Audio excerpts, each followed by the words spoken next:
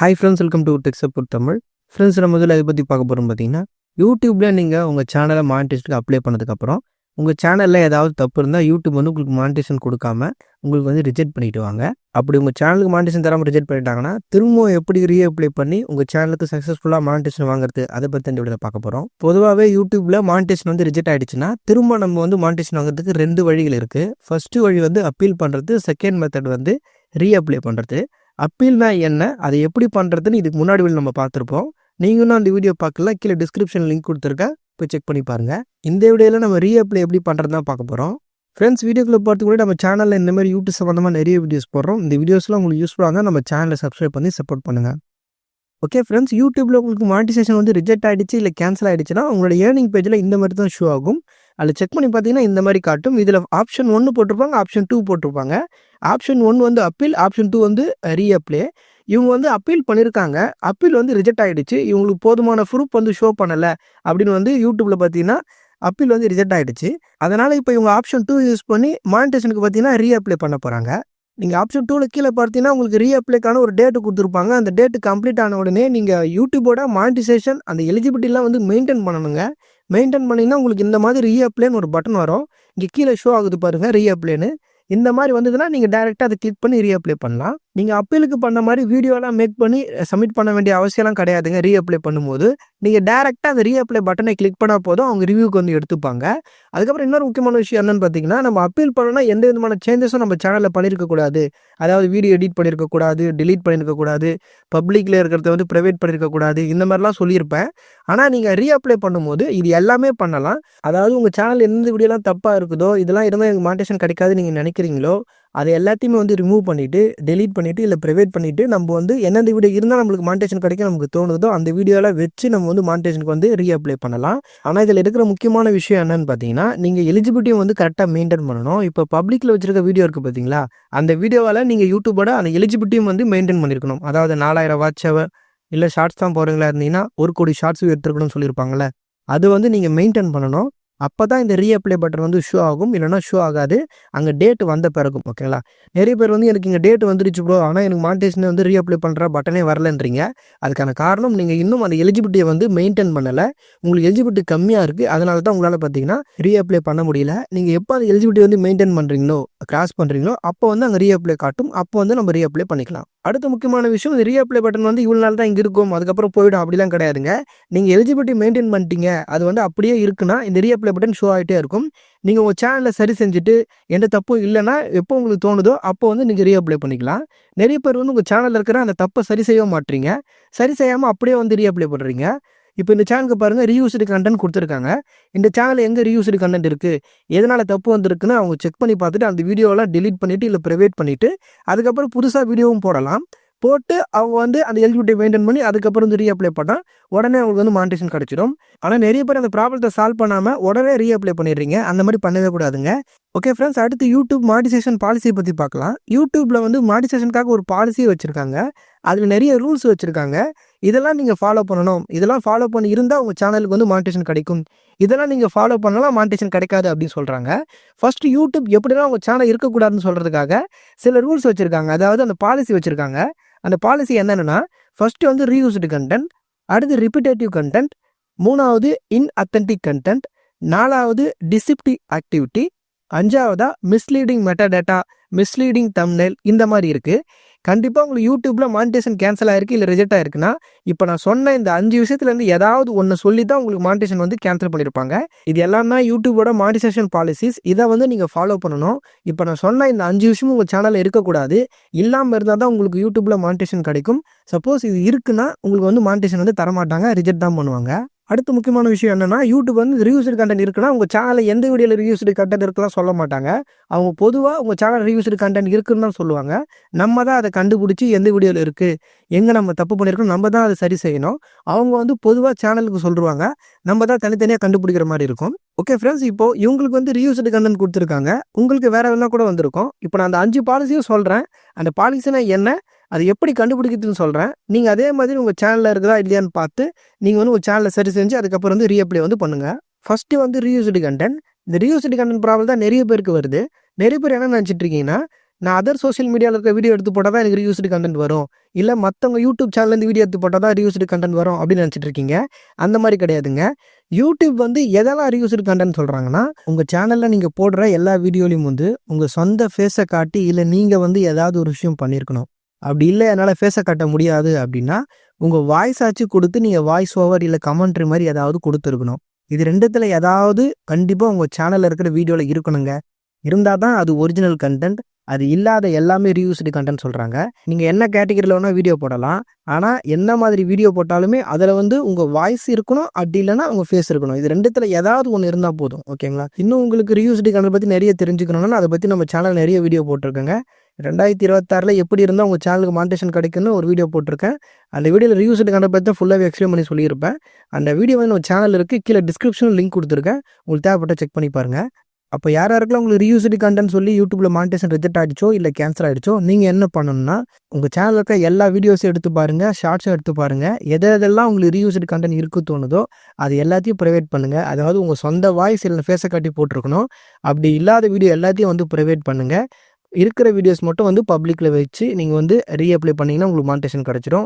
இல்லை ப்ரோ நான் வாய்ஸும் கொடுக்கல ஃபேஸும் கொடுக்கல ப்ரோ, நான் என்ன ப்ரோ பண்ணுறதுன்னா, இதுக்கப்புறம் போட போகிற வீடியோ வந்து வாய்ஸ் இல்லை ஃபேஸை காட்டி ஓன் கண்டென்ட் போட்டுட்டு ரீஅப்ளை பண்ணி பாருங்கள். கண்டிப்பாக உங்களுக்கும் வந்து கிடைக்கும். ஆனால் நீங்கள் எலிஜிபிலிட்டி வந்து மெயின்டைன் பண்ணணும். அதனால் ஞாபகம் வச்சுங்க. நீங்கள் இதை சரி செய்யாமல் நீங்கள் எத்தனை வாட்டி ரீஅப்ளை பண்ணாலும் அத்தனை வாட்டியும் ரீயூஸ்டு கண்டென்ட் இருக்குன்னா ரிஜெக்ட் பண்ணுவாங்க, மானிட்டேஷன் தரமாட்டாங்க. அதனால் கரெக்டாக செக் பண்ணி பார்த்துட்டு அதுக்கப்புறம் ரீஅப்ளை பண்ணுங்கள். ஓகே ஃப்ரெண்ட்ஸ், அடுத்து ரெண்டாவதாக வந்து இது ரிப்பீட்டட் கண்டென்ட். ரிப்பீட்டட் கண்டென்ட்னா என்னென்னு பார்த்தீங்கன்னா, உங்கள் சேனல் நீங்கள் போடுற வீடியோஸ் வந்து நல்ல வியூஸ் போகுதுன்றதுக்காக திரும்ப திரும்ப ஒரே வீடியோவை திரும்ப திரும்ப போட்டுகிட்டே இருப்பீங்க. இந்த மாதிரி போடும்போது உங்களுக்கு ரிப்பீட்டட் கண்டென்ட் வரலாம். அது மட்டும் இல்லாமல் உங்கள் சேனல் இருக்கிற ஒரு வீடியோக்கு வந்து டைட்டில் வைக்கிறீங்க, அதேமாதிரி டிஸ்கிரிப்ஷன் டேக்லாம் கொடுக்குறீங்க. அதனால் நல்ல வியூஸ் வருதுன்னா திரும்ப திரும்ப எல்லா வீடியோக்கும் சேம் டைட்டில் டேக்லாம் கொடுப்பீங்க. இந்த மாதிரி கொடுக்கவே கூடாது. ஓகேங்களா? இப்போ உங்கள் சேனலில் இருக்கிற வீடியோக்கு வந்து 2 வீடியோக்கு மேலே ஒரே மாதிரி டைட்டில் இருக்குது, இல்லை டிஸ்கிரிப்ஷன் இருக்குது, இல்லை டேக் இருக்குன்னா தமிழில் இருந்தால் கூட அவங்க வந்து ரிப்பீட்டட் கண்டென்ட் தான் கொடுப்பாங்க. அதேமாதிரி நிறைய பேர் வந்து சேம் டைட்டிலில் லைவ் போடுறீங்க.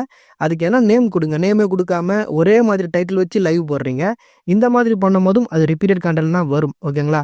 அது மட்டும் இல்லாமல் ஒரு வீடியோக்குள்ளே யூஸ் பண்ணுற ஆடியோ, வீடியோ, இன்ட்ரோ அவுட்ரோ மட்டும் விட்டுருங்க.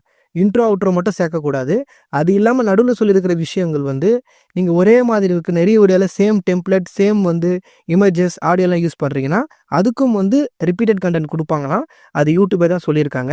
அப்போ உங்களுக்கு ரிப்பீட்டட் கண்டென்ட் வந்து மானிட்டேஷன் ரிஜெக்ட் ஆகிருக்குன்னா நீங்கள் என்ன பண்ணணும், உங்கள் சேனல் இப்போ நான் சொன்ன மாதிரி எதுக்கெல்லாம் நீங்கள் சேமாக யூஸ் பண்ணியிருக்கீங்களோ அது எல்லாத்தையும் வந்து பார்ட் 1 பார்ட் 2 அந்த மாதிரி நீங்கள் மாற்றலாம்.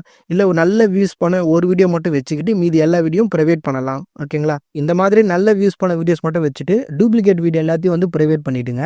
ப்ரைவேட் பண்ணிவிட்டு எலிஜிபிலிட்டி மெயின்டைன் ஆகுதான்னு பாருங்கள். மெயின்டைன் ஆனதுக்கு அப்புறம் வந்து நீங்கள் வந்து ரீஅப்ளை பண்ணுங்கள். உங்களுக்கும் வந்து ஈஸியாக மானிட்டேஷன் வந்து கிடச்சிடும். உங்களுக்கு இன்னும் இந்த ரிப்பீட்டட் கண்டென்ட் பற்றி தெரிஞ்சுக்கணும்னா இதை பற்றி எக்ஸ்பிளைன் பண்ணி தனியாக ஒரு வீடியோ போட்டிருப்பேன். அதில் வந்து இன்னும் நல்லாவே எக்ஸ்பிளைன் இருக்குது. அந்த வீடியோ லிங்க் கீழே வந்து டிஸ்கிரிப்ஷனில் இருக்குது. உங்களுக்கு தேவைப்பட்டால் செக் பண்ணி பாருங்கள். ஆல்ரெடி நம்ம சேனலில் இந்த எல்லா பாலிசிக்கும் வீடியோ இருக்குது. நம்ம அதையும் திரும்ப எக்ஸ்பிளைன் பண்ணால் நிறைய லென்த்து போகும் வீடியோ. ஓகேங்களா? அதனால் ஷார்ட்டாக பேசிக்காக மட்டும் சொல்கிறேன். உங்களுக்கு இன்னும் டீப்பாக தெரிஞ்சுக்கணுன்னா அந்த வீடியோ லிங்க்கில் கீழே இருக்குது, செக் பண்ணி பாருங்கள். அடுத்து மூணாவதாக வந்து இன்அத்தன்டிக் கண்டென்ட். இன்அத்தன்டிக் கண்டென்ட்றது வந்து இப்போ தான் யூடியூப் வந்து பாலிசியை கொண்டு வந்தாங்க. இதில் என்னெல்லாம் வரும் பார்த்தீங்கன்னா, mass produced content and repetitive content, அதாவது ரிப்பீட்டட் கண்டென்ட். இது ரெண்டுமே சேர்ந்தது தான் இந்த இன்அத்தன்டிக் கண்டென்ட். மாஸ் ப்ரொடியூஸ்னா என்னென்னு பார்த்தீங்கன்னா, ஏதாவது வீடியோ ஜென்ரேட்டர் ஆப்பு இல்லை வெப்சைட்டில் போயிட்டு வீடியோ ஜென்ரேட் பண்ணி போட்டுகிட்டே இருப்பாங்க. அதாவது ஆட்டோமேட்டிக்காக இந்த ஏஐயில் கிரியேட் பண்ணி தர மாதிரி கிரியேட் பண்ணி கொடுக்கும்.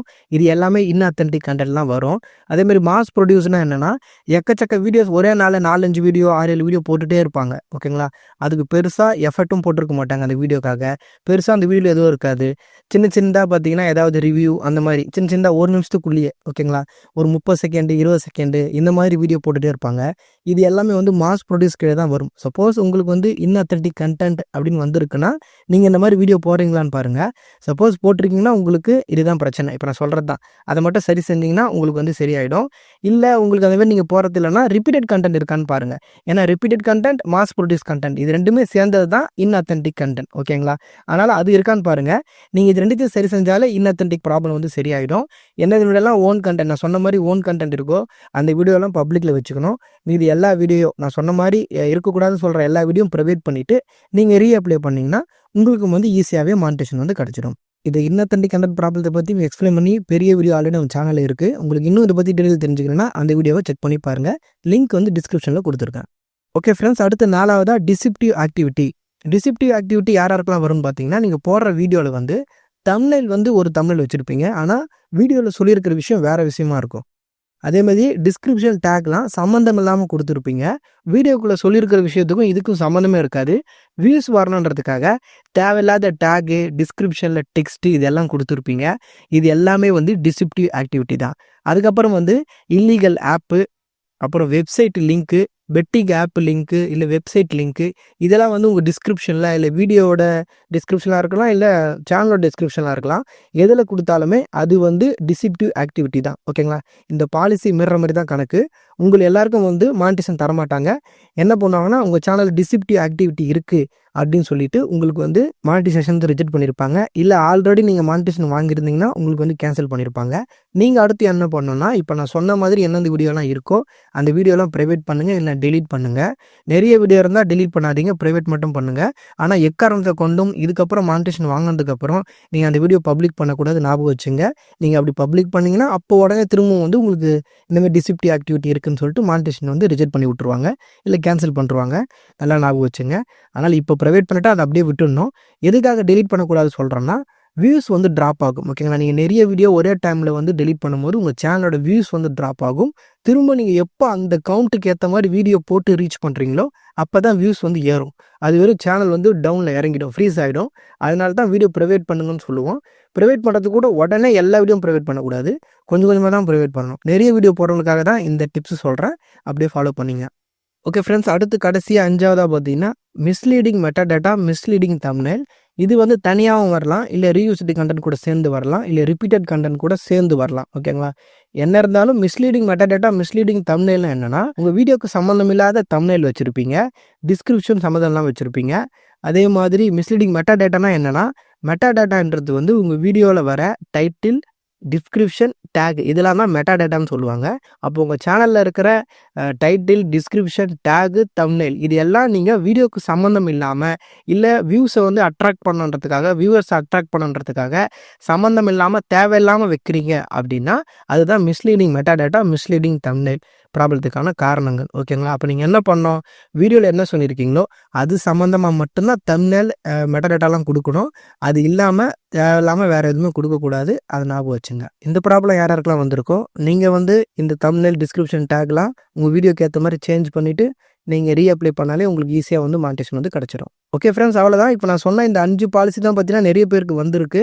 உங்களுக்கு இது இல்லாமல் வேறு ஏதாவது பாலிசி வந்து உங்களுக்கு மானிட்டேஷன் ரிஜெக்ட் ஆகிருக்கு, இல்லை கேன்சல் ஆகிருக்குன்னா கீழே கமெண்ட்டில் சொல்லுங்கள். இல்லை நம்ம இன்ஸ்டாகிராம் பேஜ் லிங்க் இருக்குது, அதிலே வந்து சொல்லலாம். கண்டிப்பாக நான் பார்த்துட்டு வந்து அது என்னென்னு உங்களுக்கு வந்து எக்ஸ்பிளைன் பண்ணுறேன். இப்போ நான் சொன்ன எல்லா பாலிசியும் உங்களுக்கு நல்லாவே புரிஞ்சிருக்குன்னு நினைக்கிறேன். இதை பற்றி டீப்பாக எக்ஸ்பிளைன் பண்ணி ஆல்ரெடி நம்ம சேனல் நிறைய வீடியோ இருக்குது. அந்த வீடியோ லிங்க் எல்லாம் கீழே டிஸ்கிரிப்ஷனில் கொடுத்துருக்கேன். உங்களுக்கு தேவைப்பட்டால் செக் பண்ணி பாருங்கள். இப்போ நான் சொன்ன மாதிரி ப்ராப்ளம் இருக்கிற வீடியோஸ் எல்லாம் ப்ரைவேட் பண்ணிவிட்டு நீங்கள் ரீஅப்ளை பட்டனுக்கு பாருங்கள். அதை கிளிக் பண்ண உடனே உங்கள் சேனல் வந்து ரிவ்யூ பண்ண ஆரம்பிச்சிருவாங்க. நீங்கள் அது ரிவ்யூவில் இருக்கும்போது வீடியோஸ்லாம் போடலாம், அதனால் எந்த பிரச்சனையும் இல்லை. ஆனால் எந்த வீடியோ வந்து ப்ரைவேட் பண்ணுறது, டெலீட் பண்ணுறது, டிஸ்கிரிப்ஷன் டேக்லாம் சேஞ்ச் பண்ணுறது, தம்ப்நெயில் சேஞ்ச் பண்ணுறதுலாம் இந்த ரீஅப்ளை பண்ணதுக்கப்புறம் பண்ணக்கூடாது. அது ரிசல்ட் வர வரை வெயிட் பண்ணுங்கள். நீங்கள் வீடியோ மட்டும் போடலாம், ஆனால் அதில் வேறு எதுவும் சேஞ்சஸ் பண்ணிடாதீங்க. அப்படி பண்ணிங்கன்னா உங்களுக்கு வந்து திரும்பவும் ரிஜெக்ட் ஆகிடுச்சுன்னு தான் வரும். அதனால் அந்த தப்பை வந்து பண்ணவே பண்ணாதீங்க. உங்களுக்கு எவ்வளோ நாளுக்குள்ளே ரிசல்ட் வரும்னு பார்த்தீங்கன்னா ஒரு 14 நாளுக்குள்ளே கண்டிப்பாக உங்களுக்கு வந்து ரிசல்ட் சொல்லிடுவாங்க. சில பேருக்கு ஒரு நாளே வந்துடும், சில பேருக்கு வந்து 3 நாளில் வரலாம். ஆனால் மேக்ஸிமம் வந்து 14 நாளுக்குள்ளே ஒரு ரிசல்ட் வந்துடும். அந்த இடத்துல 30 நாள் போட்டிருப்பாங்க, 30 நாளுக்கு ரிசல்ட் வரும்னு சொல்லுவாங்க. ஆனால் 30 நாள்லாம் ஆகாது, 14 நாளுக்குள்ளே வந்து சொல்லிடுவாங்க. ஓகே ஃப்ரெண்ட்ஸ், அவ்வளோதான். இந்த வீடியோ உங்களுக்கு யூஸ்ஃபுல்லாக வீடியோக்கு ஒரு லைக் பண்ணுங்கள். இந்த மாதிரி நிறைய யூஸ்ஃபுல்லான வீடியோஸ்லாம் பார்க்க மறக்காம சேனலை சப்ஸ்கிரைப் பண்ணி சப்போர்ட் பண்ணுங்கள். இந்த வீடியோ சம்மந்தமாக ஏதாவது டவுட் இருக்குன்னா கீழே கமெண்ட்டில் சொல்லுங்கள், இல்லை நம்ம இன்ஸ்டாகிராம் பேஜில் இருக்குது அதில் வந்து சொல்லலாம். ஓகே ஃப்ரெண்ட்ஸ், அடுத்த ஒரு யூஸ்ஃபுல்லான வீடியோ பார்க்கலாம். தேங்க்ஸ் ஃபார் வாட்சிங்.